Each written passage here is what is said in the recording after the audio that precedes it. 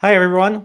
It's Ryan Boyd here from MotherDuck, and I'm here with Kostov from Paradime.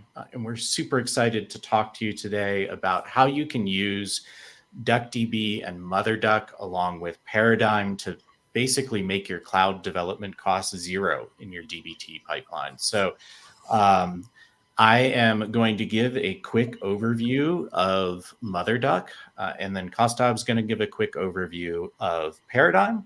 And then we're going to dive into Kostov's examples showing you how you can use DuckDB in your Paradigm DBT development. And it's a really awesome set of different scenarios that you can use. It's all based off of some work he's published a little bit ago, but we'll get some extra insights here as he goes through it live. So I'm going to switch over to some slides and talk quickly about what is DuckDB. So this is the tagline that DuckDB uses on their website, a lightweight in-process SQL analytics engine. And, we say that is taking the data world by storm. Certainly, if you listen to the Twitterverse, there are quite a few people that are super excited about DuckDB. You can essentially think of it as the SQLite for analytics. It's a really powerful SQL engine using much of the Postgres syntax to do analytics on your data, regardless of where the data sits, locally in the cloud, things like that. Now, MotherDuck takes it and says, we're going to build a serverless DuckDB-based data warehouse so that you can do your analytics in a way that scales and provides the collaboration that you would expect of a cloud service. We are currently in open beta, and you can try us out for free. But I do want to jump into a couple distinctive things about MotherDuck. One thing is that each user gets their own compute, their own duckling. This is very different compared to the tenancy model of traditional data warehouses where all the users are fighting for the compute. In MotherDuck, everyone gets their own DuckDB engine working on the same data warehouse data. And the other thing that's really awesome about MotherDuck as a data warehouse is that you can use it in a hybrid mode. So in the hybrid mode, you can use DuckDB locally together with MotherDuck in the cloud, where parts of your queries execute on both sides of the pipe. And this can be really useful to get high-speed local analytics by materializing some data locally and pushing it to the cloud. It's also really useful during a development to production workflow, which Kostov is going to get into. So why don't we give the mic over here to Kostov and learn about Paradime and then learn about how the two work together. Absolutely. Thanks, Ryan, and thanks. Super excited to be here. I think I'm Kostov. I'm one of the co-founders of Paradime, and the best way to explain Paradime is it is the operating system for analytics. And what we mean by that is that it is a DBT-native cross-platform workspace where teams can get all their analytics work done. That can include your DBT development on the cloud, productionizing your DBT pipelines on the cloud, and then finally real-time intelligence to measure how your pipelines are working, how your team is working, so that you can actually measure, improve cost, performance, and productivity of your team. So ultimately, it connects to your DBT repository on Git repo, and it connects to a cloud data warehouse. Now, traditionally, it would be a Snowflake or a BigQuery, which would be a cloud data warehouse that you'd connect to. But with MotherDuck, what happens is that you actually can connect to MotherDuck as well from within Paradime. So ultimately, Paradime provides you that I prefer to call it like your M1, your local M1 machine in the cloud, so that you can do all your analytics from anywhere you want, whenever you want, and you are no longer limited by which software, which operating system, what hardware you are running. You have everything available in the browser from where you can do anything you want. What is super exciting here is though that when you're kind of doing this, the DBT development with the technology that we have today with DuckDB and MotherDuck, you're able to do that without consuming any cloud compute, which means that all your development that happens within Paradime is essentially free of cost. So that's pretty exciting stuff, and it's pretty cutting edge stuff that we're gonna dive into as we go through the next few steps. So very quickly, solution overview, what we thought we would kind of go into, if you go on to the next slide, is what does I think we've heard this plenty of times. So when we are always extracting loads and loads of data into our warehouses, but probably 90% of it nobody uses. I mean, if you take the simple case, like let's say you are ingesting millions of transactions into your Snowflake warehouse or your BigQuery warehouse, ultimately, when you're reporting on things, you're probably reporting on from a day-to-day analytics standpoint, you are most interested in last 7 days, last 14, last 28. Nobody asks you more than last 90 days, really. It's only when you have like machine learning use cases and those sort of stuff where you need to have long training windows that you need large amounts of data. So a lot of the data that is actually sitting in your cloud warehouse is not used, and you do not really need to use it. So interesting pattern that can develop on the back of that is, why not then extract parts of that data that is actually usable and needs to be used on a day-to-day analytics into a JSON Parquet or a CSV file in an S3 or a Google Cloud Storage bucket. And if you look at the pricing on Snowflake, if you extract into same region, you don't pay any. It's $0. So for $0, you can actually extract the data you need into CSVs. The second piece there is that you can then extract that data, push that data into MotherDuck, so it's available for everyone to use within their local storage. Or you can also, because Paradime comes with DuckDB and the entire DuckDB toolchain under the hood, you can pull that data into your Paradime environment in a local DuckDB and work with it. And then and that means that you have like multiple options now where you actually consume that data from.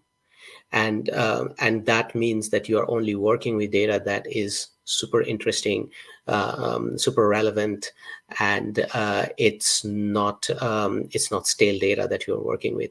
And that means you always have fresh data that you are working with every day. And this extract and load could be like a nightly job that somebody from a data engineering perspective is built.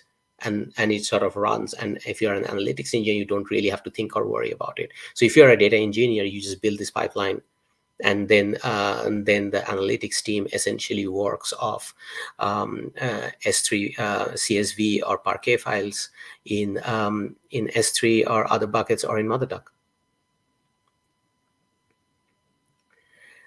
And what then happens is that you work on small data. What that means is that you can now directly load these CSV files into a Paradime workspace, which already has the DuckDB toolchain built into it. And then you do all your analytics work within the Paradime workspace. There is no setup needed. There is no maintenance needed. There is no warehouse compute needed. And we're going to go through a quick demo. I'm going to go through a demo of how that looks like. And once you've kind of processed that data, there could be intermediate views and all of that you don't really need to store. What you ultimately do is you can push that data back into MotherDuck. And now that data set, that processed data set, becomes available for anyone else to pull from, whether it is in their local machine, whether it is within their Paradime workspaces. Ultimately, what then happens is that data becomes available and no compute is consumed in the process. A pretty useful use case is, let's say, when you are working with a lot of event data. So event data, there's like huge amount of S3 files that are being dumped daily, and you don't really need to work through all the event files, and you need a certain amount of high level processing to be done before you can consume that event data. So that event data can be directly loaded into the Paradime workspace, run a few data pipelines on it, push it into MotherDuck, and now that becomes accessible across the organization, as many analytics engineers you have, and then they can work on the back of that. So as I was saying, I kind of like to think of it as your local M1 in the cloud, because ultimately, if you were not using Paradime, you would have to probably manually install every part of the tool chain on your local laptop. Now, if that's a MacBook, it's a Windows, it's a Linux, everything has their own quirks. So if you're kind of doing it for yourself, that's great. But if you have to make it scale across even more than 10 people, it becomes quite painful as upgrades become painful. Installing all parts of it on all different kinds of operating system becomes painful. And also something to be borne in mind that when you are, if you are downloading CSV files and etc. onto your local machines, somewhere there is a security implication of this, because you are able to now have CSV files with data in the clear that is running and that is in your local laptop. So what then Paradime does is that what we have is a browser. The browser is our entry point. Now the browser, underneath the browser, there is a web server. And underneath that web server, there is a Linux VM. Now that VM has a terminal and a persistent file system. And then all the MotherDuck and DuckDB toolchain are preloaded within that VM. What that means is that everybody who is on Paradime has the same setup. There is zero setup needed in whoever is trying to roll out DuckDB within the organization. And it's now accessible from anywhere on any machine. It doesn't really depend on what hardware you are running on your laptop. So it becomes hardware agnostic. And it also becomes as inherently secure, because all the data is now going from S3 into your secure workspace on Paradime, and back and forth. So that's where it's all the data is moving. Now, if you are, let's say, if you have a massive security conscious organization, you can now set up, let's say, a private link between Paradime's VPC and your VPC, and then any of the S3 traffic never even hits the internet. So that means all the data transfer to your Paradime workspace from S3 is now secure, and there is no local machine and things like that involved. So so from that perspective, it just becomes really cool in the sense that you can roll this out, and it becomes accessible across any machine on any browser.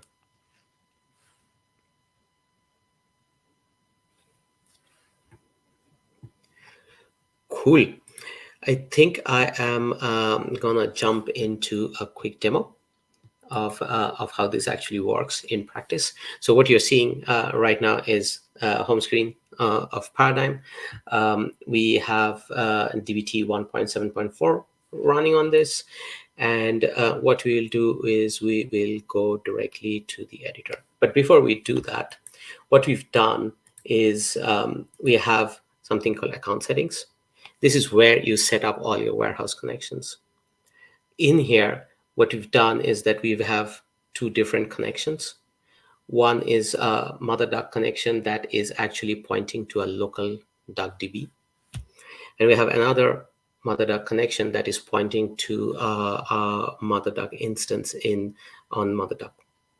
So that we can choose whichever target we want, and we can run all our DBT models against whichever target we want. And then separately, what we've done is that in our profile settings, what we have is that we have the MotherDuck token that you can get so that you can open the portal to MotherDuck, which I'll show in a bit. And then you have your AWS access keys, secret and region already as environment variables, because then that is something we can use, we will use to pull data from S3 buckets.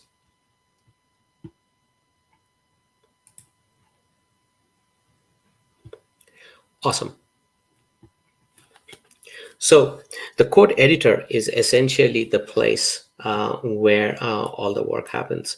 So I've taken the data sets that we used recently for our NBA data challenge. So so we had that data set about NBA players. And what we are trying to do first is that you can see I have no file here. We're going to create a local DuckDB file. And we are going to pull in data that I already have in an S3 bucket. So in an S3 bucket, I have... Kostov, if you're able to increase the font size a little bit, that might be helpful for some of the viewers. Yeah, I think.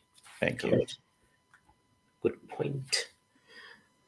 So what happens is that I have this data set in S3. I have of varying different sizes from 1.2 megabytes to 208 megabytes. And this is a CSV file that is already there in our S3 bucket. Now, what you're going to do is we're going to pull this data into our local DuckDB. So the way we go about it is we have the DuckDB CLI available in our terminal. And then, as we know, we can just attach a local NBA DuckDB. So this is basically gonna create, and now you can see that now we have a DuckDB file being created in our workspace with the write ahead logs as well. Now we want to use this for all our analysis for the time being. So, and if I do show databases, we have local NBA now as one of the databases. Now, what we're going to next do is we're going to pull in data from all our CSV files that are in S3. So I can just select all of that.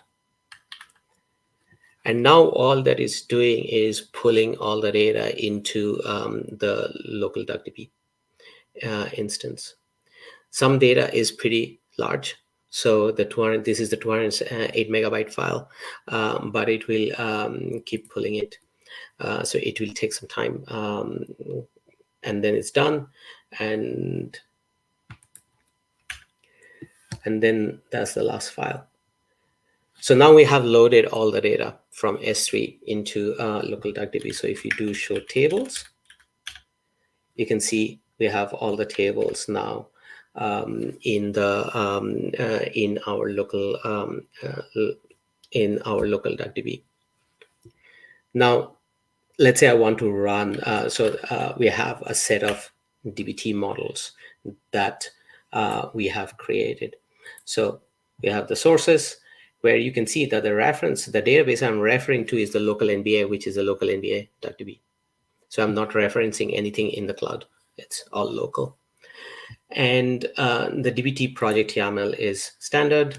And then all the DBT files are pretty standard. There is, we have the normal SQL. We can close this one. We don't need that. But these are all standard DBT data pipeline, DBT models that we are all very familiar with. Now what we're going to do is that we're going to do a full DBT run. So we are going to do a full DBT run, and what that is going to do is going to run on the local DuckDB. So now this is starting to run. It's using, and it's done. So all the models is run and done. Now, and no warehouse compute anywhere was used in the process. We loaded a bunch of files from S3. We did all the DBT runs that we wanted to do. And we have everything done locally on a file system. If you want even, you can push the whole DB as a file into GitHub, and then the file is actually version controlled if you wanted to. And then What I find personally quite interesting is that if I actually need to look at the data, what that data looks like, we have Harlequin available in the terminal. So we put Harlequin, we go to the local NBA DB, and now we have the query, we can see what that data set looks like in the terminal. So we can see the terminal UI. Now, if I want to run a query, and it comes with, we have the whole data set available here in Harlequin. If the screen is turning out to be a bit too much, we can toggle maximized on, and now we have the query editor as our single view. And now we have the main where all the source data was located, but here we can see that we also created a lot of intermediate staging and finally all of these warehouse models. Now, if you want to see, okay, what were the who were the players whose total points were greater than maybe 700.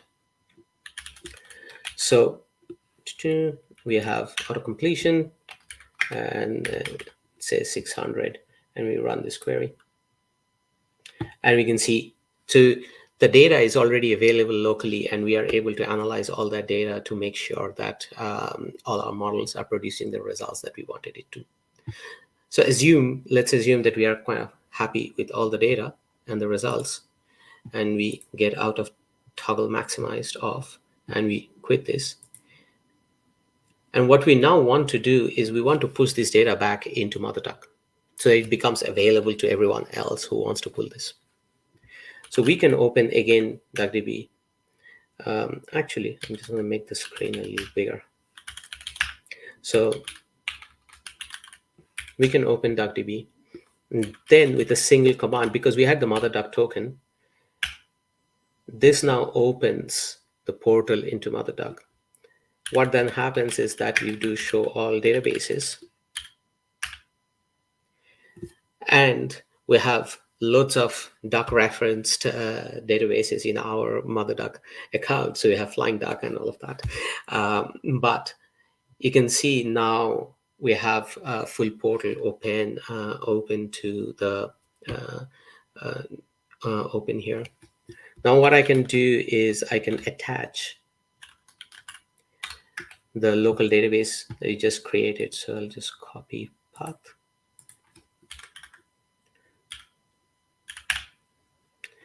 And if you do show all databases, now we have MotherDuck databases. We also have our local DuckDB database. And let's say we want to use the local NBA database for now, and we want to push the data that we have here into MotherDuck. To do that, it's just one command. This is like create database. Let's say NBA data export. And what you do is from there, you create that from current database, which in our case is local NBA. And if you do this, all it's doing now, it's all the data is now going into MotherDuck.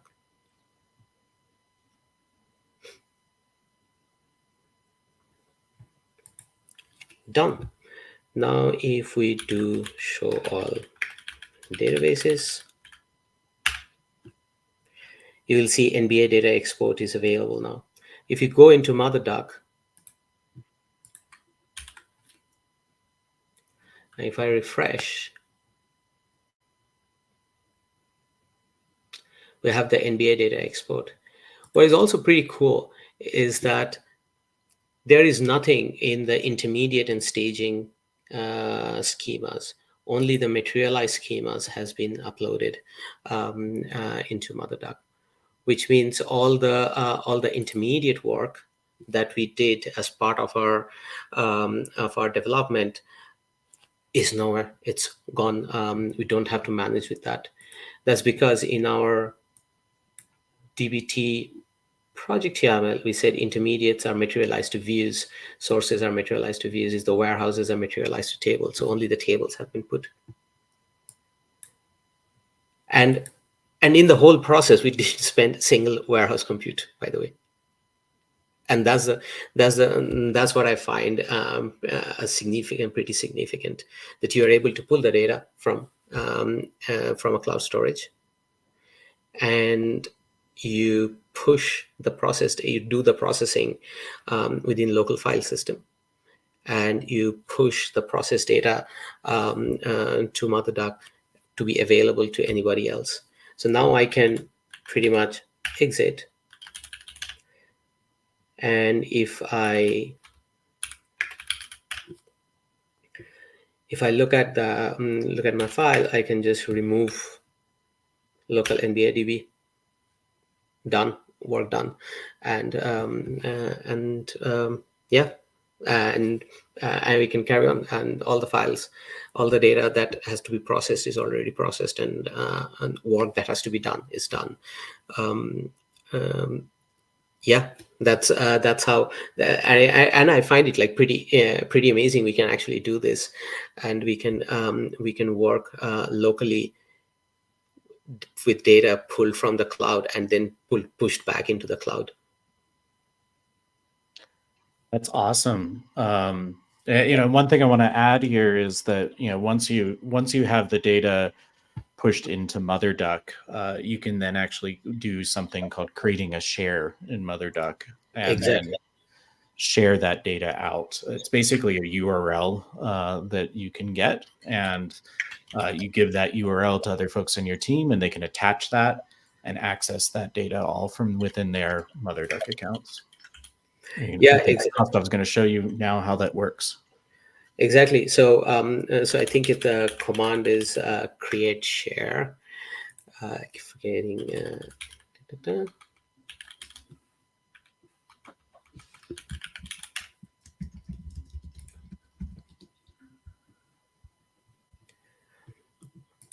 So you say, let's say, create share, NBA data export from NBA data.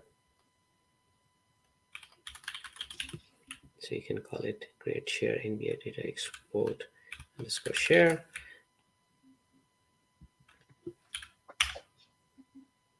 That's it. And this URL, you can give it out to anyone who wants to use this data, and you can pull the share within their interface. That could be on Paradime, could be on their local machine. And this data is now available organization-wide.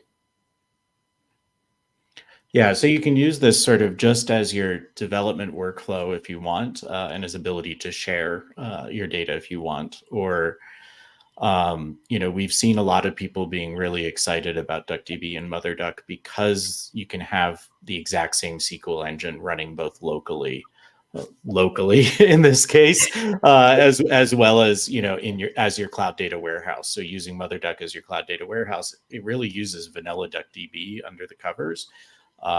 So that means you really don't have to worry about translation of your SQL, which a lot of people do between their development and their production environments, because they use different databases in each. Yeah, exactly. So there was something I was playing around with at some point. Is let's say in my sources YAML, if I change the schema, all I need to do is, let's say I have the NBA historical data loaded here, is the same data, right? And if I change my schema here to NBA historical, and everything else remains the same, and I have a different target for this, let's say remote. So if I do dbt run -- target remote, this is all running against MotherDuck now,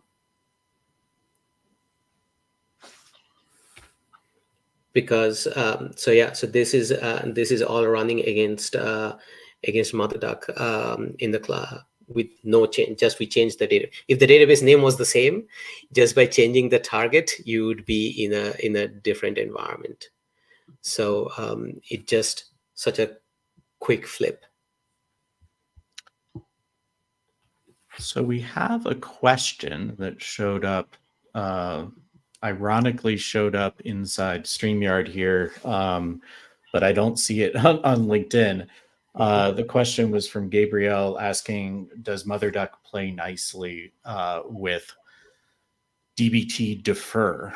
And I actually don't quite know the answer to that one. I would have to research and get back to you. I'm not sure if you, Kostov, have experience with that. I don't as well. I think I also have to research on that, because ultimately it comes down to the DuckDB adapter, because ultimately underneath we are running, it's running on the DBT DuckDB adapter.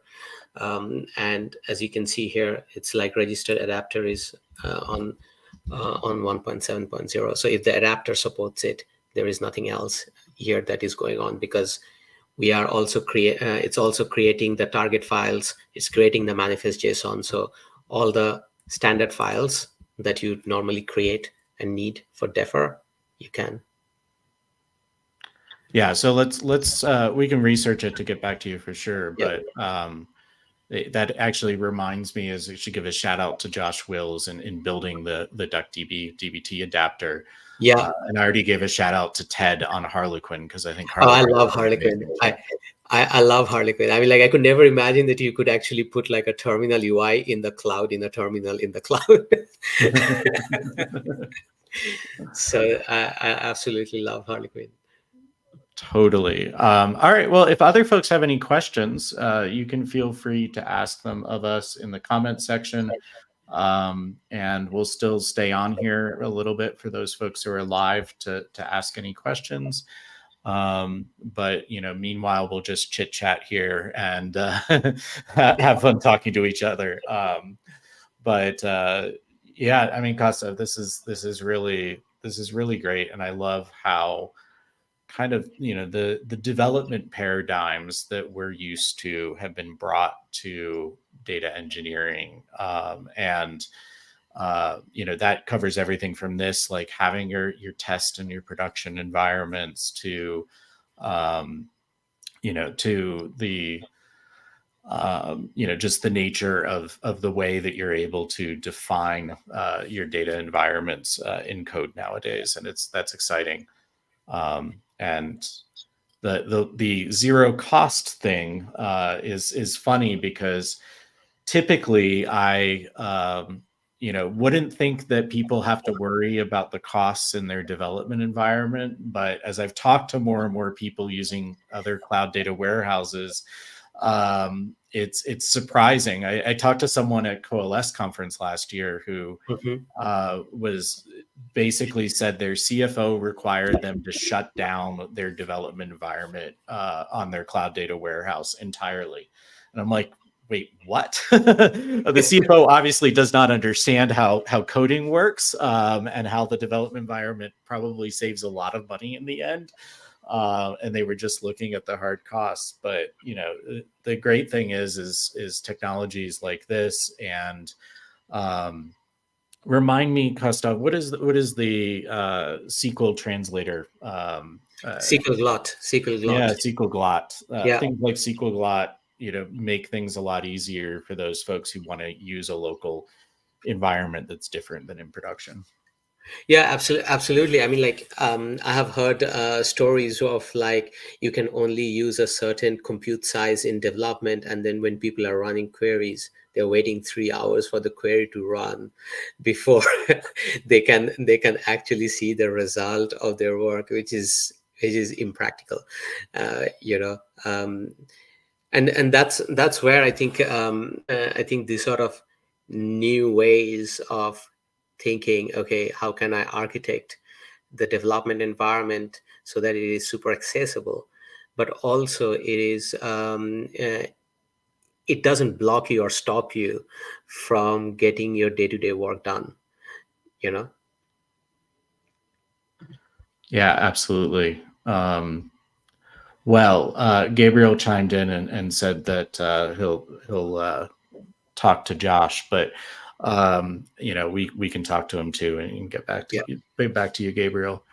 All right. Well, if there's no other questions, I don't see any over here in YouTube, and just double checking, and I don't see any more in LinkedIn. So it's great talking with you folks as always, and thanks, Kostov, for coming on and showing us what you folks have built, and really exciting to hear how other people in the community end up using this.